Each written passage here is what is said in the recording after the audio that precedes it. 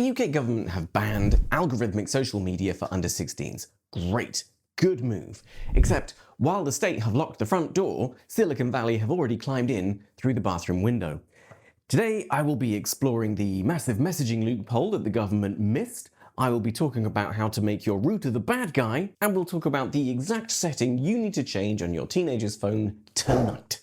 Hello everybody, it is a genuine pleasure to speak with you. I am Mr. M, and this is my PTA, that's Parent Teacher Advice channel. And when I say speak with you, I do mean speak with you. If I say something today that resonates positively or negatively, leave a message in the comments. I read them all, I interact with as many as I can, and maybe you have more tips to share than I can cover here. Please do, it's fantastic. We're going to start with an area the government completely ignored, forgot, overlooked, I don't know. Encrypted messaging services are not part of the social media ban, which means services like WhatsApp are immune. Now the thing with WhatsApp, it's the Wild West of secondary school. You think your child is just texting their friends when actually they're part of a mega chat, year group wide, hundreds of children, some of whom they'll barely even know, all dumped into the one chat. And these are unfiltered.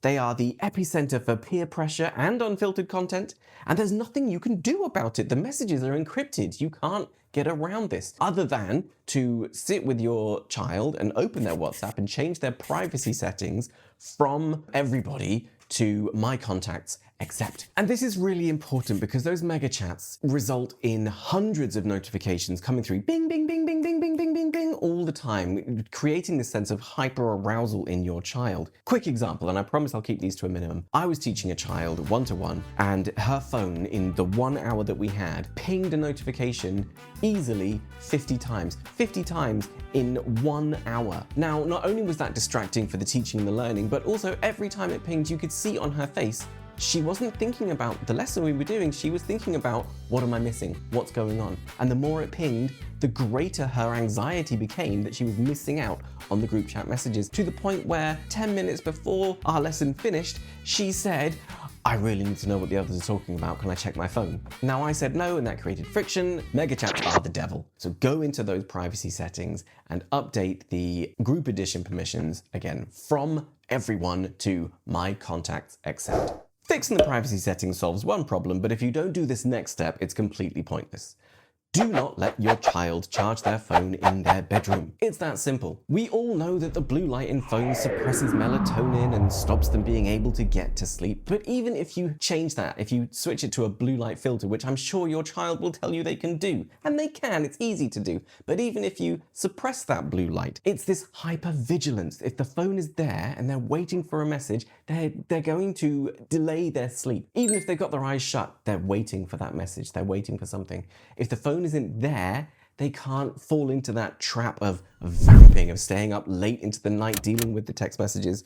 So just don't let them charge their phone in their room. Children are not stupid. They are going to say, but Mum, Dad, I need my phone because it is my alarm clock. However will I wake up without my phone? Buy them a cheap alarm clock. If that's the reason they need their phone, get them a cheap alarm clock. Do not let them charge their phone in their room. Have a central point downstairs where everybody charges their phones. When they go to bed, let them see that Mum and Dad's phone is charging as well. It's got to be one rule for everybody. You can't pick and choose. More on that later. So that's a geographical restriction. We're creating friction to help them make the right choices because remember, they are young. They are young. A 15-year-old is 180 months old. 180 months, their prefrontal cortex is not developed enough to make rational decisions over emotional ones, and letting go of their phone is an emotional decision. We know this, so we have to put things in the way. Now, charging downstairs is great, it's one thing, but there are things you can do on the device itself that will help you with this. The first thing is to look at how they're using their phone. And with iOS, you can look at screen time. With Android, you can go through digital well-being and look at screen time and app usage. And it's really, interesting. Again, do this with them so they can see where they're spending most of their time. Quite embarrassingly, when I look at my screen time and app usage limits, YouTube often is like 3+ hours. I know that if I want to reduce my phone use, I need to set limitations on YouTube, and I can do that granularly on the phone. I can say, right, after an hour of YouTube, lock it. No more YouTube for the day. And you can do this with your teen's phone as well. Again, do this in collaboration with them. You don't want them to wake up in the morning with a surprise of, what, this has been locked? What, that's not fair. That's just another argument. Do it with them. Use that screen time to explain the reason why you're doing it, and everything is collaborative and it should be easier. We want the friction to be between the phone and the teen, not between the teen and the parent. We want to keep the family together. The other thing you can do is go via the ISP route. About 90 minutes before bedtime, you can have your router block their Wi-Fi. Now, this won't work if they've got a data plan, but you can at least block their Wi-Fi. It's really easy to do. You don't need to mess with router configuration settings anymore. Most of the broadband providers will let you do it either through your account online or via the app. You can set your child's phone to not receive any Wi-Fi after a certain time. And again, that's very helpful because you're not having them make that decision. You're helping them make the right choice. So let's quickly take stock. We have managed WhatsApp so that they are only part of groups that they want to be a part of. We have made them charge their phone downstairs so that late night scrolling shouldn't be so much of an issue anymore. We have turned off the Wi-Fi at a certain time so they're not going to get those notifications coming through in the first place. The next thing we're going to do is make the phone boring, make it less interesting, because you better believe phone companies and app developers have spent a lot of time and money researching what colors to use. That red dot, it is red for a reason. It taps into an evolutionary trigger of danger or excitement. It's red for a reason. Think of the connotations of red. It's red for a reason, and all apps are colorful for a reason. So what do? We strip away the color. Dead easy to do. You go into the phone's accessibility settings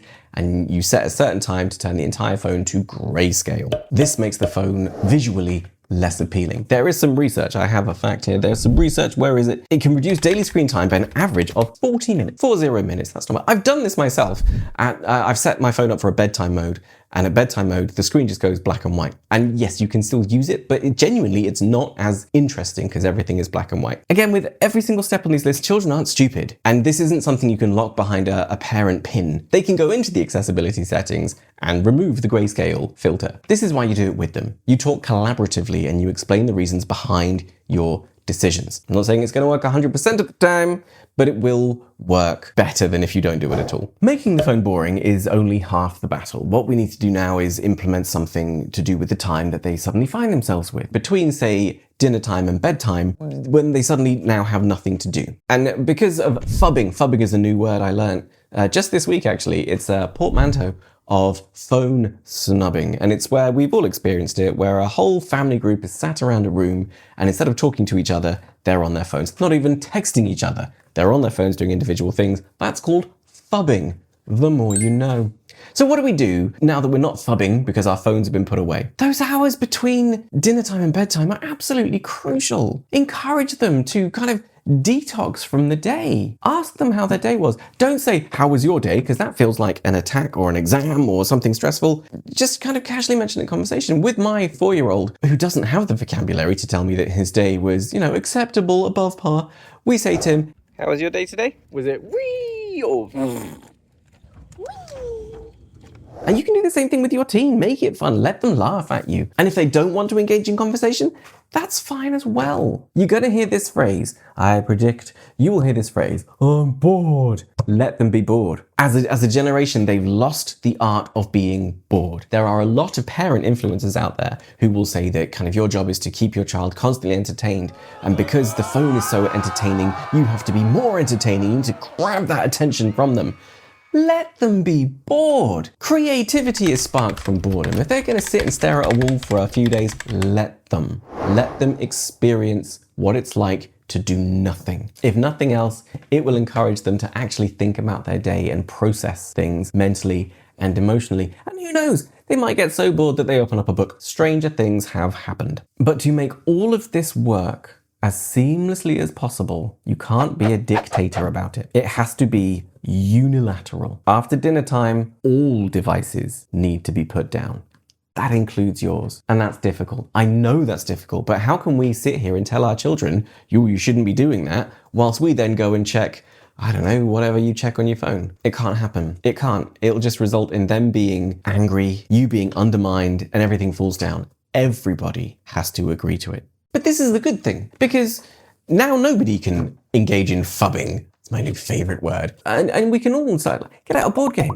Maybe not Monopoly, but get out a board game. Or, I mean, I don't want to say start a book club with your own children. I don't think that's ever going to happen. But have a conversation. Get out a deck of cards. Play spoons. I love a game of spoons. If you're not sure of the rules, ask me in the comments, I'll tell you. Become a family again. Talk to each other, but put your devices down. Everybody.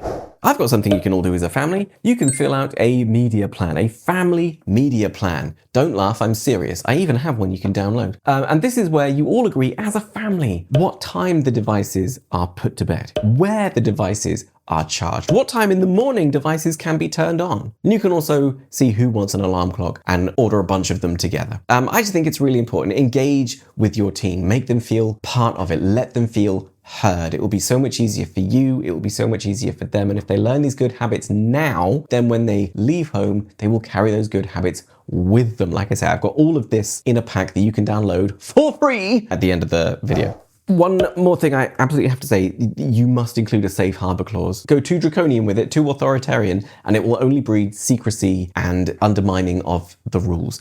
Children are going to make mistakes. Children are going to push boundaries. Children are going to look at your rules and they're going to test those rules by seeing how far they bend, seeing what happens when they break. But also they're going to make mistakes. And when that happens, try your very best not to get angry. Don't pull out your meeting rooms and look at what you agreed to. Now I'm going to smash that phone into smithereens. Because one, you're not going to, it's too expensive. And two, it's not going to solve anything. So instead, as calmly as you can, and it might not be in the moment, and that's okay. You can tell them, do you know what? Come back in about half an hour when I've calmed down because I'm a bit disappointed right now. But when you can, with them, sit down and listen to why they broke the rule. If it was a genuine mistake, fine, deal with it, move on. If it was a deliberate attempt to subvert the rules, ask them why they felt they needed to, because maybe there's something you hadn't considered. But at the end of the day, they have to know that they can come to you with these things without the fear of any kind of undue punitive measures. At the moment, they have a lot of adults telling them what they can and can't do. They've got the government banning them from social media apps that they've loved for years. They've now got their parents, hopefully, explaining to them and helping them lock down certain apps, turning off Wi-Fi, making it grayscale, charging it in a different place. There's a lot of changes being implemented by people who aren't them. It feels very imposing right now for them. So I think we do need a modicum of understanding, but don't back down. Don't quit, because what you're doing is encouraging digital hygiene, like I said, and through your guidance and your help, you are going to ensure that they grow up viewing a smartphone as a tool for productivity and entertainment and not a substitute for psychological development. And that's it. That's all I've got. If any of this has been helpful, a like and a subscribe would be great. Comment if I've missed anything, if I've said something absolutely ridiculous, or like I said, if you've got better tips, please share them down below. And if you want all of this in a very handy guide of how to help your teenager break their phone habit, go to tinyurl.com/Mr. M's PTA, fill in the form, and you will get a 15-page ebook for free. Absolutely for free. I was gonna put it on Amazon for like £1, but no, you get it for free. It's got everything I spoke about. We go into more details. There are step-by-step guides. Just download it for free. All I ask is that maybe you make sure you subscribed, but I can't control that any more than I can control you. I can just ask. Anyway, yes, I will see you next week. And I can't believe I didn't say thank you after all of that. Well, thank you very much for watching this far. This has been a crazy hot thing to do, and I've been very, very tired and ill. But remember, until next week, look after yourselves, check in on your friends, and remember, you can do this. You're awesome.